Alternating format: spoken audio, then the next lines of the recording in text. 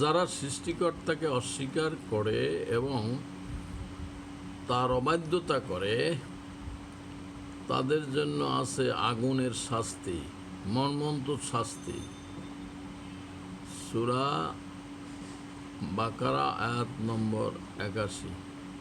পক্ষান্তরে যারা আল্লাহর উপরে বিশ্বাস করে এবং সৎ কাজ করে তাদের জন্য আছে আরামদায়ক বাগান বাড়ি, তারা সেখানে স্থায়ী হবে। সূরা বাকারা আয়াত নম্বর 82, আল কুরআন।